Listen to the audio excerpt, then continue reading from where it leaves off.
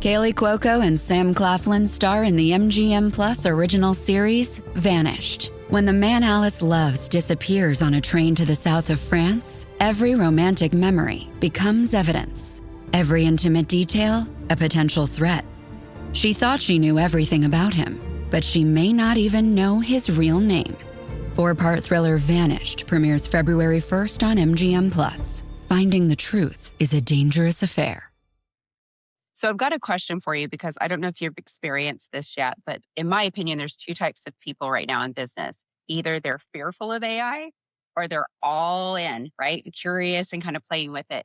So I think there's this tendency of like, there's this overflow of information about AI, and you just have to come back to the problems that you want to get fixed, the challenges that you're facing for your organization. Forget about AI. What are the challenges that you're facing? And then from there, decide what approach you want to take. And you'll figure out by yourself that AI could be a very cost-effective way of solving your challenges. But you have to start with don't just use AI to use AI. I mean, that you can use the ChatGPT if you want just to test it out. But really, these point solutions are very important to solve very critical challenges for your business. So start with your problem, your challenges, and then try to...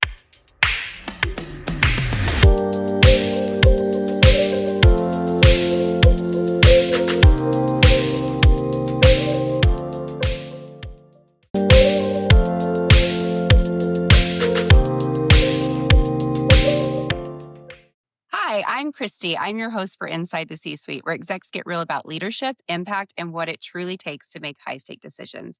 I'm really excited to have on the show today, and I hope I don't butcher it, Justin, but we have Justin Weitzer. Justin is the CEO of Neuro. Now, they're redefining how the world works. Justin's pretty phenomenal. He is a brain nerd. He loves EI, and he's passionate about humanizing tech. But there's so much more to this gentleman than that, and we're going to get into it. He's Forbes top 30 under 30. He's been featured in a documentary from CBS, I believe, and it was about Canadians' top 50, and you were the most innovative. I am sure I'm missing some accolades with this gentleman, but Justin, welcome to the show. Thank you, Kristy. Thank you for having me. What a pleasure. So we met at, what was it, Transform. Was Transformed not long ago. We met and we instantly felt like we knew each other forever. Yes, that's very rare, but I did indeed. It was so much fun. That was such a great conference, and the networking and all the other people that we met were just great. And then you were at HR Retail, which I didn't get to go and speak this last year, but you did, and that was beautiful getting to see you connect with our community here as well. Beautiful community. I met such great people. I learned a lot. I mean, it's a much smaller conference than Transform, so it was really specific to retail, which was very interesting. Yeah, that's a great group of people and some really good speakers. Very good. And I hate that I missed yours because it would have been so amazing. Did a panel on, I don't even remember the subject of the panel. We talked about so many different things, but one of the things I was talking about was how important it was for frontline managers to have two things: confidence to take action, and then knowledge on the other side so that they're taking the right action. I was talking about those fundamental pieces and also the EI piece, and how emotional intelligence with the new generation is not necessarily 100% achieved all the time. And there's not a lot of training about that. I think COVID didn't help either. So emotional intelligence is so important for managers at every level of the organization. And we spoke about it on the front lines. It's even more important given their influence on the customer and employee experience. Well, it's a lot, right? When I think about the frontline manager experience, what comes to mind for me, well, being human is always the number one thing that comes to mind for me. But also, if you can keep them happy and healthy, then your retention is going to be so much longer, right? And then your clients are going to see an increase in revenue. So when I think about it from an ROI perspective, there's a benefit to being human, and there's a benefit to helping people usher that humanity in. Well, I also see it as really at like that managers are at, and Gallup's, shares the same statistic, but 70% of the variance in employee engagement comes from the manager. And so when a manager delivers a good employee experience, that is at the heart of the customer experience. And it's just when you, especially in retail, when you go into a store and the employees are happy and the employees are connected, the employees are connected with the brand. What's the brand? It's the manager. The manager represents the brand, represents the culture, represents so many different things for the organization. They're not connected with the headquarters necessarily. It's very far away most of the time. So in the store, the manager is everything. So it's so important to give them the right tools, the right support, and the right training so that they do their jobs correctly and that they deliver that optimal experience. I could not agree with you more because I'm a very avid shopper, you guys. So I agree with this statement. So tell us a little bit about your company, Neuro. So And Neuro I probably butchered it because you have a totally beautiful did. French It's fine. accent and I don't. Neuro. Neuro is a frontline operations platform, HR and operations platform that helps shift managers or frontline managers make better decisions quicker. So think of all the little things that can go wrong during the shift. Someone calls in sick, a customer escalates an issue, there's a safety issue that pops up, a new hire doesn't know what to do. Most managers either guess or they need to call HR all the time. So with Neuro, they don't have to. We give them an AI powered assistant right in their pocket that helps them log issues, resolve them based on company policy, on the culture of the organization as well, also based on the best practices in management and emotional intelligence so that they can have the right conversations, use the right words with their employees, pretty much like giving every manager their own playbook, safety coach, HR advisor in Love real that. time. So our biggest return on investment for our customers is that we're seeing almost 2 hours saved per shift by reducing the number of escalations that are happening on the front lines. We're seeing a lot more standardization, consistency across locations, especially when we're talking about culture and we're talking about Right. ways of doing things. You know, when we have 3,000 stores, 2,000 stores, it's very hard to have a standardized process. Our clients are really anyone with a large frontline workforce. We work with retail distribution centers, franchise networks, and so our goal is not to replace managers; it's really to empower them, upskill them, and make sure they're well supported so that they lead with confidence. I love that so much. So I've got a question for you because I don't know if you've experienced this yet, but in my opinion, there's two types of people right now in business. Either they're fearful of AI or they're all in, right? Curious and kind of playing with it. So I don't know what you're experiencing out there as you're evangelizing this opportunity with your company's offerings, but what are you running into? Because there's so many of us in this space, and those are those two dynamics that we're facing. Yeah, it's interesting because we sell to operation leaders, but we initially sold principally to HR. And with HR, I would say in operations, it's kind of in between. I feel like a lot of people they're hesitant, they're scared. And we actually had a gala with one of our first large customers this week in Toronto, and we celebrated 40 years of them founding the company. And one of the things they told me was initially when we talked about Neuro, we were very scared. We're like, I don't know if this is the right thing to do. But they started small and we proved the model out with them. And that's what they really appreciated is that they really started small, very low risk. And then from there, increased their confidence in the product and in AI in general. So I find that we see a lot of people that are hesitant, but know that they need to move to that direction. That's where the future is going. So they're really, really in between. So they're looking for what I believe partners that they trust so that they can take that first leap, Right. a little bit like a leap of faith, but they want partners that are not generic, even those big brands that kind of feel not more professional, but Out of the box. yeah, out of the box solutions. It they are looking for personalized solutions. They're almost looking like a very much of a consultative approach. So when Yeah. we sell with the human first, even if we're an AI company. We have our team, very focused on customer success and making sure that the implementation works. It's not only for our client stakeholders, but our users, so our frontline managers. We're going to go into stores. We're going to make sure that they know how to use the platform, that they're not scared because we're dealing with multiple stakeholders here. If the users are not going to use it, it's not going to work. So we Right. really, yeah. So there's that energy that you're describing that's happening when we're going in, when we're speaking to HR and ops leaders, and then when we're implementing the product as well. There's the same type of energy. There's maybe the older generation that is very hesitant, stuck in their ways, and then there's the new generation like, oh yeah, we need this. So it's how do you balance both of them and making sure that the messaging is adapted. I love that because I think a lot of companies miss that. And so what I'm seeing too, I similar to you, right? I'm represent AI and helping transform workplaces is there is hesitancy and it comes down to the relationship because we're asking, if you think about it, any of you guys listening, because I used to be an HR and TA, we're asking them to make a recommendation to go with our product, not fully knowing if it's going to work or not, right? So they're taking their internal, capital to say, hey, I put my name behind this and it's going to work. And they're probably scared, right? Because it could either be like, yes, they're a rock star or what, you just messed us up. And so I love that you take a human approach to it and you get it because there's so many people that don't understand that right now.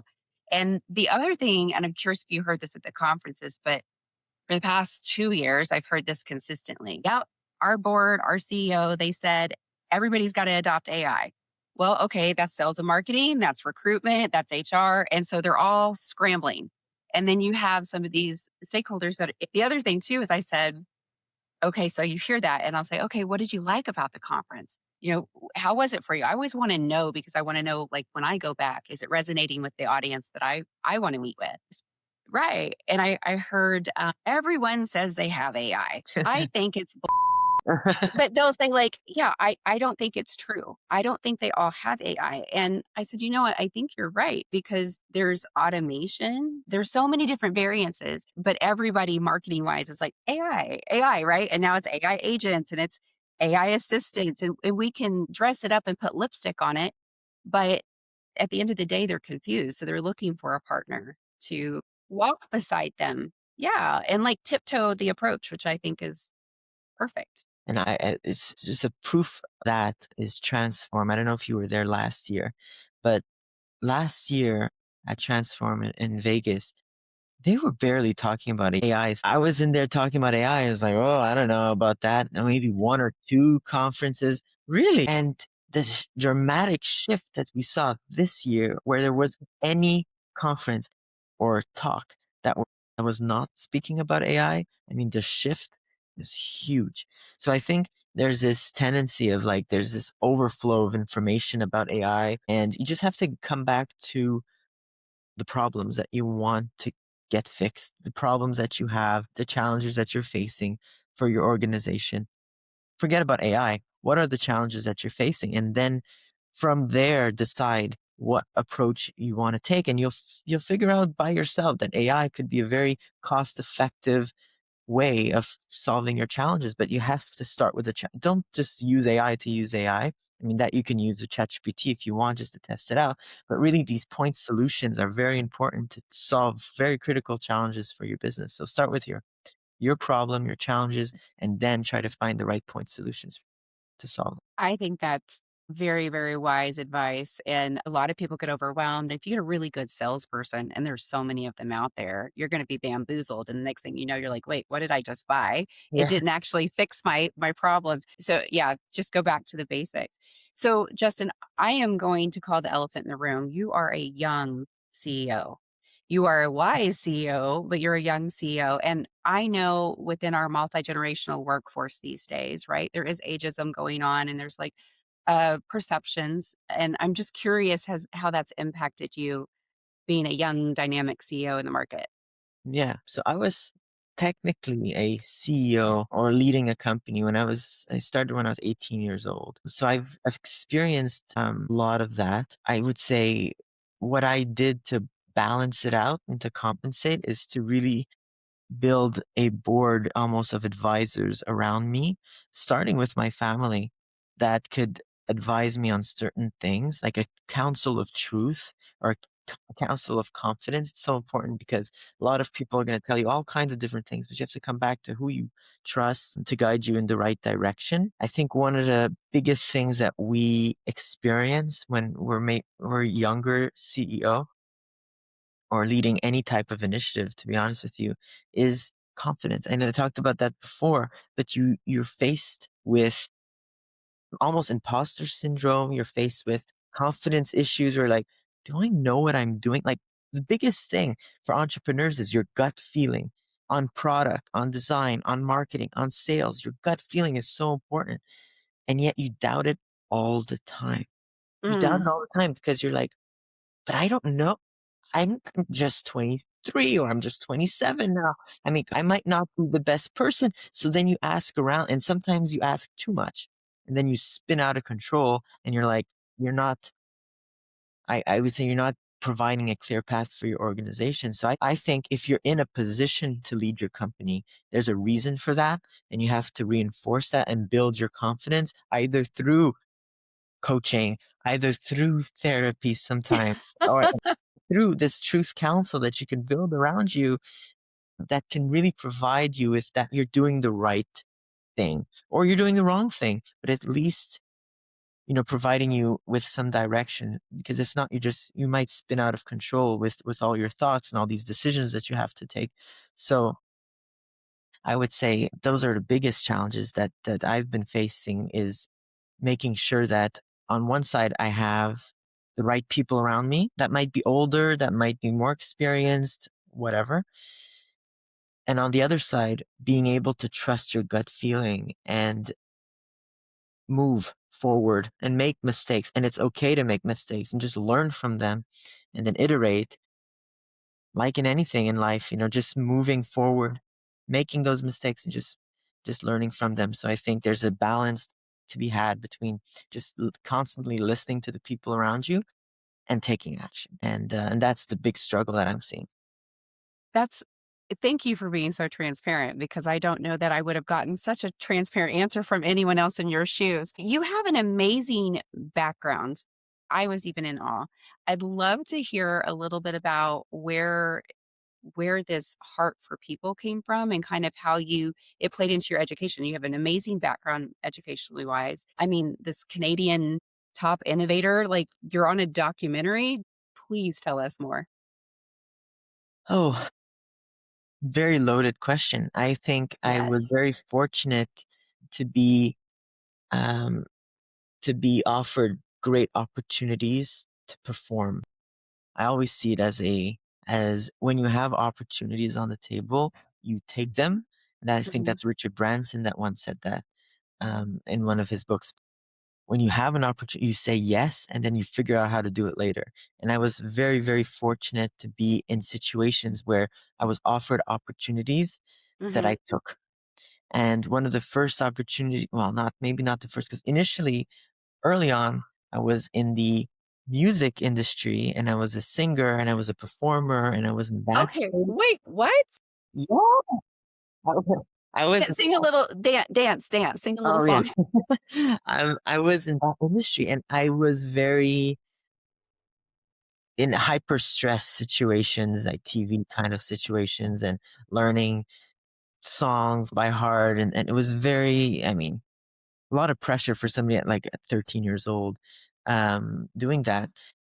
I didn't really like the industry because of the stress I was having, but I learned a lot about public performance. I learned a lot about not pleasing people, but about putting a show and getting the energy from people on stage and around you. It's just so empowering that I wanted to keep that in my life. So when I went into sciences after arts, there's always these opportunities to perform either through science fairs or through different projects and initiatives. When I was 17, one of the big opportunities that presented itself was a Sanofi Biogenius competition, which is a very prestigious national competition for science.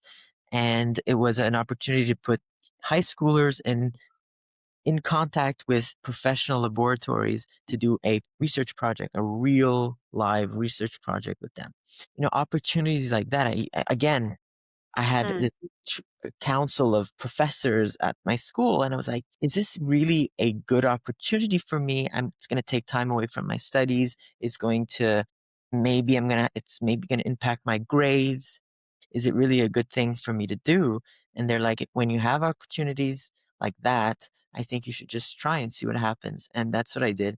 And it became a very successful project for me, launched me into the neuroscience space, more on the biomedical side. But what I really loved about developing the technologies with the team and working in this fundamental research was, on one side, the creative aspect of that work, very much like art and music. And on the other side is to deliver speeches and conferences and to talk about the technology and the research that we were doing. And I loved that side. It was bringing me back to the arts and the Right. performance side. And I loved connecting with an audience in that way. And so this initiative brought me a little bit around the world talking about how we clarify brains. Believe it or not, we won't get into that, but it's another life almost. But it was a beautiful initiative to be able to research into the brain, into Alzheimer's, Parkinson's, and mental health, opening up almost like an astronaut, opening up the universe that's inside our heads through research and through imagery. And that led me into the mental health field, working in psychiatric hospitals and research institutes and centers. And that opened my eyes to the realities of mental health. And I mean, that changed my life. It changed my life to see so many people suffering and not have a voice. And I said to myself, I have this opportunity to give voice to those who don't have one. And in where I was doing that research, it was half a psychiatric hospital and half a research center. So you were really seeing what was happening on the ground. Your research had impacts right away on real patients and real lives.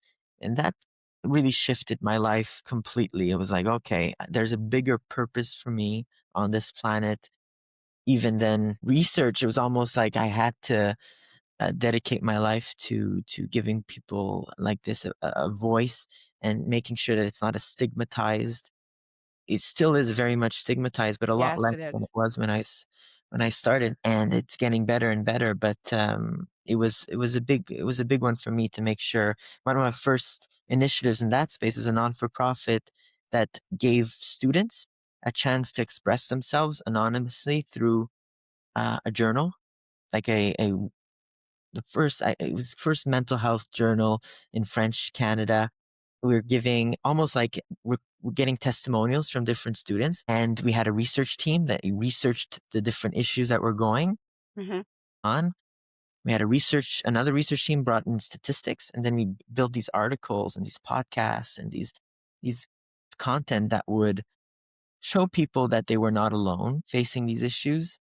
And in schools at that time, universities, 70%, I don't know the statistic today, but this is 5, 6 years ago, 70% of students were facing some kind of mental health challenge and were living with that alone, didn't want to seek help because of the social stigma that's ongoing. So there's something that I had to do. So it was always coming back to giving that a voice to those people. Same thing with frontline managers and frontline staff who are sandwiched between their staff and their supervisors. They're a very lonely group as well. And how do we give them a voice? That was all a big.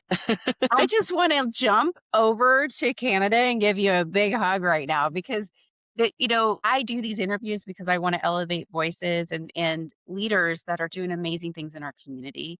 And so yeah, I geek out over the ones that are doing stuff in the community that I love, which is the EI and it is the mental health and it's making sure everybody feels included and supported. And when we think about, look, I've staffed in my time maybe 30,000 positions in 20 years. So if you think about like who sticks, who doesn't, what the reasons are for all the different things, and you think about what support they have, when you become a frontline manager, that's probably the first time you're ever a manager. And there isn't really a school that goes, this is what you do, and you're going to face this. It's almost like becoming a mom for the first time. That first baby, you don't know what to do with that baby. And everything is like the second one, you're like, I got it. third, fourth, help them, right? But when I think about your app, I think about that because I know when I was a manager for the first time, taking it way back, Where? I was a manager for the first time at a company called Connexa that bought out by IBM. Wow. And it was amazing. And I just said yes to things and I was curious and I brought ideas and I was just hyper.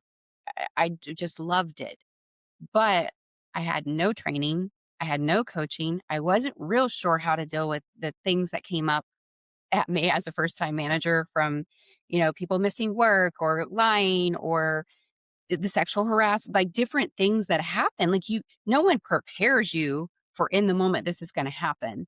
So, which impacts the health and the mental wellness of the manager because they often care. Hopefully they care if they've been put in that position. And not everyone's a good manager, but not to have any support. Like they're just out there flailing in the wind. Like it's my country bumpkin came out just then, flailing in the wind, but they don't have any support. And so I really think what you've built is cool and it's needed, right? I love it. But, it comes back to when we started Neuro, it was a completely different product. It was live training for Mhm. staff. We discovered that not only was our approach not really scalable, but it wasn't really hitting the big problem and the big need in companies because it was always stuck in the headquarters. Training Yeah, was always stuck there, couldn't exactly. go down, just too expensive, not accessible enough. And so the AI powered version of what we were doing just broke those barriers and brought it right down to who needed it the most. Imagine these frontline managers are responsible for all the revenue of your organization. They're at the front lines, bringing in the money for your organization, and yet they have the least support. It's just and the least experience most of the time. And the headquarters or higher up, yup, they have huge experience and they have huge support. So there was this big gap that we saw in the market there for sure. Yeah, it makes a lot of sense. We have a client at the company that I work with now as a client that we've seen we've improved the retention of their hiring store managers by, I think it was like 40%. I think that's the number, 35, 40%. So if you think about that, your managers improving their retention based on how we implemented some AI agents to help them with Yeah, that low hanging fruit administrative work that burns people out, right? And how that improved the retention of those managers, but also it reduced the work they had to do. So now what do they get to do? They get to focus on their people. It's exactly. bringing it back to human. It's always bringing it back to human. And I love that you said that because what we're trying to do is to get the manager back to doing what they're meant to do, which is coaching their staff in retail in particular, getting back to selling whatever they're selling. They're the best salesperson on the floor. We have to get them back on the floor to increase sales. They have to be also the ones inspiring the other people to sell, the coaching the employees to sell. So making sure that they have the time to do that instead of firefighting all the time is there's this reality that in management, and you talked about being a young manager in any position, in any management position. I was talking to you about being a sandwich in between your employees and your supervisors or managers, that middle management level and frontline manager level. Even as CEO, you have that pressure with your board. It's very lonely. You say it's lonely at the top. That was going to be my question. What's a myth about the top? It's extremely lonely, and that has huge health consequences. And we did a lot Yes. of research early on with Neuro with how loneliness was so important. And loneliness is not somebody sitting at home necessarily alone all the time. It means that you don't have the level of social support that you need or support to be healthy. So, and it's an independent, personal thing that you can calculate. Some people need more social support, some people need less social support, but in all cases, you need a certain balance. And Yeah. for managers in particular, in the workplace, it's like loneliness in the workplace is such a big thing that we don't talk about these days. I've had some really interesting conversations and they'll come out soon. Kim Lear of Inlay Insights, right? So she spoke at SHRM Talent in Tennessee, but she talks about the loneliest generation is the generation entering the workforce, right? So they're already coming in. So to your point, like we've got to, the way the future of work is changing, it's changing through AI, but it's also changing through our world. Like if you think about the way we work today, it's totally different than it was 10 years ago and completely different than it was 20 years ago. The ways of working will continuously change. But what's funny is like in the age of all of this AI and this tech, it's all to help the human, but we just got to help the humans and the tech team figure out how to tell the story so everybody understands what's trying to happen and kind of reduce that fear. It's just fascinating all the people I talk to and how there's such intersections of what everyone's doing, and it always comes back to the human, and everything is changing, and it's the whole things. If they're not engaged, if they don't feel purposeful, if they don't feel seen and heard, I don't care about D&I alphabet soup. Yeah. Let's be human. Let's be nice. Don't be a dick. Like, it's really, really simple. Just, like, show up, be nice, like, try to help each other. So, I think your app, your AI and the stuff that you're doing, I'm excited to see where it goes, and it's gonna be, because I know, as a first-time manager, that would have been nice if I had something to be like, "Okay, this just happened. I'm not really sure what to do." I don't wanna run to HR's office and ask, because then I feel like I should have known, and then you get this whole thing of, "When should I have asked, and when can I not ask?" And there's, especially in the States, everyone's terrified of being sued, right? So I think that you've got to leverage there with helping people kind of navigate. There's a question of documentation. There's a question of using the right word so it doesn't bite you right back Right. later. It's really using, making sure that you have those guidelines and parameters so that again you build your confidence. What I'm interested in the future of AI is it going to be able to reduce that loneliness that Mm, is it? Or is and I don't have the answer for you, but I it's don't maybe know. for our listeners to think about is, the new generation is coming in with social media at their Oh, fingertips, yeah. where that was supposed to reduce loneliness, but created increased isolation Hmm. like never before. What is AI going to do? Is it going to be that companion, other than just for business, but is it going to serve a purpose of fulfilling some kind of social need that as humans we need? Are we going to evolve? Is our genetics going to evolve what AI is how AI is evolving? It's a little sci-fi, but it's interesting to see where AI is going from. And this is why you're such a brain nerd. So, with this whole part. No, I love it. It's great. So, just curious, as we start to wrap this up, is there a favorite story you have with one of your clients that you've just helped change the game for them? Has there been any aha moments within your work? So many aha moments. So many aha. It's so much so that we're just in awe all the time because Hmm. we've seen in the retail industry, everyone has their own use case, which is very interesting. And in the frontline fashion industry is very different than the grocery and distribution center side. So on the fashion, it's a non-essential product. It's a high touch sales. And so the EI emotional intelligence side of the platform is harnessed a lot more. So how to have Mm. conversations with customers, with their managers, with their employees, all about having difficult conversations. It's just most of their time is spent on that. So they're really looking at using and reinforcing the conversation piece. On the other side, where it's more of an essential retail item and more of a maybe a quick, fast-paced environment like a distribution center where there's a lot of health and safety and regulations involved, we're looking at a lot more how do we save time?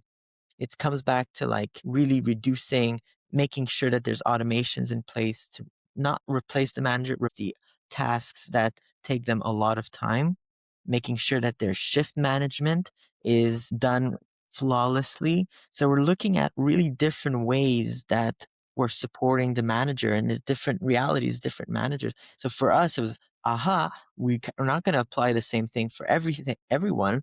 We're going to make sure that we can build a software that is almost in some sense personalized to the realities of each manager through agents. You talked about agents, but really agentic AI is the future. And we're building agents that are personalized to certain workflows and integrated into the workflows of those frontline managers. So you need to go into Neuro. You want to go into Neuro because it's going to save you time. And then through that, you're going to discover the emotional intelligence aspect.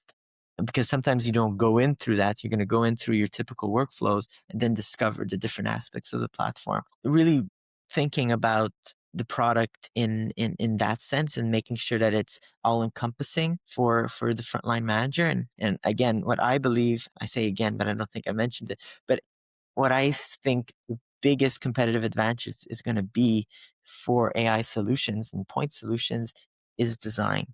And for me, one of my biggest passions is user experience, user interface design, making sure that the frontline manager in our case is at the heart of every design decision. And the typical chatbot experience might not be the right experience for this population. And I just see them when I'm visiting stores or warehouses and I see them using the platform and I'm like, this is how they would use a platform. Is it desktop? Is it iPad? Is it on the phone? And how they click is different. It's not the same experience. So really making sure that our AI solution is adapted to the vertical that we are focusing on. That's going to make the big difference in the future because they're going to prefer using us versus any other type of solution because of the design. So design is a huge aspect, which is, I don't know if it's an aha moment, but it's a moment that just reinforces our belief in design first. So you actually answered my last question with that question, but it was, what is one thing that you feel that you do better than anybody else? Maybe it's singing, maybe it's your documentary, but I do feel like what I heard you say, correct me if I'm wrong, you customize it to the experience. It's very thoughtfully designed with the human in mind, which I love. And by vertical, that's amazing because you're right. Those are two very different verticals. They function very differently. And I think that's the ticket. It's consultative and it's meeting your customers where they're at, Oh, I which love that. is amazing. It's It's exactly amazing. what it is, Kristy. You have to meet where your users are at and your customers Hmm. are at. In our case, there's two different populations we have to listen to, and we have to be there where they're at. A lot of tech is being developed for tech people. And it's being Right? spoken to as tech people. Yeah, or the white collar workforce, and there's the blue collar workforce, the frontline workforce. It's 80% of the population of the workforce in Yeah. America. I mean, we have to start developing solutions for them, democratizing it for them. So that's what I'm passionate about. I think what we're doing um, the best is literally making sure that we're democratizing all the advanced technologies for that frontline worker. And I would say there's a lot of generic solutions out there that can be applied horizontally to everything. Yeah. Don't dismiss the point solutions because of the design, because it's been thoughtfully built for your end user. And applying something that's been built for everyone is not going to have the same impact than the ones that are built for your user and your employees in your industry. I don't know about you, Justin, but I would prefer a well-tailored suit than just one off the rack. You know what I mean? It is what it is. I look, if no one's told you lately, you are a dynamo and you are a mover and a shaker and you are changing the future of work. And just from my heart to your heart, thank you for all of your hard work for our community because it's needed and you've done the research and you're here to make it happen. Before we end, how would you like people, if the audience is watching, hopefully they are and learn some great things from Justin as I did today, how would you like them to connect with you? Through LinkedIn, I just post a lot of our research that are ongoing, different customer insights, data points, benchmarks through my LinkedIn page. So if you type my name on LinkedIn or follow Neuro, N-U-R-A-U on LinkedIn, neuro.com as well, you can find more information there. I'd love to And continue the conversation. of course, and everything sounds better when Justin says it with his lovely accent. Now, but I have to hear you sing at some point, so maybe next time. After a couple beers, maybe. Next Vegas trip. All right. Well, thank you for joining us. We are so grateful for your listening. Please like and subscribe. And if you know of someone that's a mover and shaker and making changes in our world like Justin, send them my way. Thanks, guys.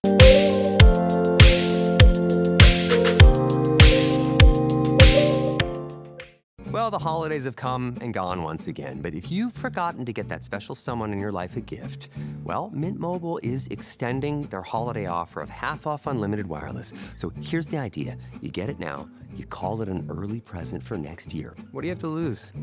Give it a try at mintmobile.com/switch. Limited time, 50% off regular price for new customers. Upfront payment required. $45 for 3 months, $90 for 6 months, or $180 for 12-month plan. Taxes and fees extra. Speeds may slow after 50 gigabytes per month when network is busy. See terms.